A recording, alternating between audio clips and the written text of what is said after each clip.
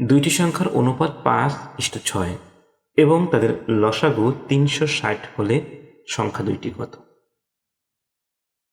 তো দুইটি সংখ্যার অনুপাত 5:6, এখানে যে কোনো কিছুই সংখ্যা হতে পারে, কিন্তু অনুপাত অবশ্যই হতে হবে 5:6 এবং তাদের লসাগু অবশ্যই হতে হবে 360।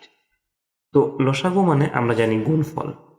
এখানে সমাধান, ধরি একটি সংখ্যা 5x এবং অপর সংখ্যাটি 6x।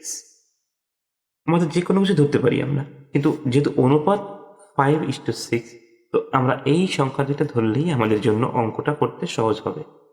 সাধারণত আমরা এই ধরনের অঙ্ক করতে পরীক্ষা ভেদে 30 থেকে 45 সেকেন্ড সময় পাবো আমরা। তো আমরা 30 থেকে 35 সেকেন্ড ধরে নিয়েই আমরা অঙ্কটি শর্টে করার চেষ্টা করব।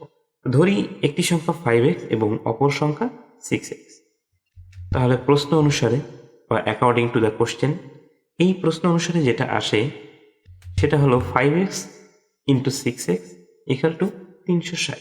যেহেতু দুইটি সংখ্যার লসাগু, তো লসাগু মানে যদি গুণফল হয় তাহলে ওই সংখ্যা দুইটির গুণফলই হবে 360।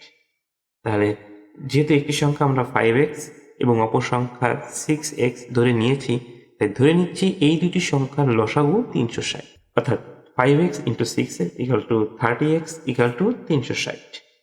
30x ইকুয়াল টু যদি 360 হয়, তাহলে আমরা লিখতে পারি x ইকুয়াল টু উপরে 360 ডিভাইডেড 30, 360/30। 30 360-এর মধ্যে যায়, শূন্য বাদ দিয়ে দিলে 3 12 36, 12 বার। এখানে x এর মান 12, তাহলে অবশ্যই আমরা বুঝতে পারলাম x এর মান হচ্ছে 12।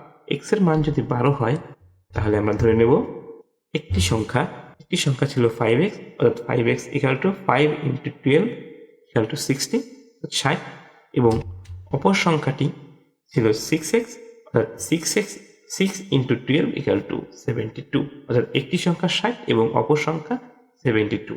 এই 60 এবং 72 এই দুটি সংখ্যার লসাগু হবে 360।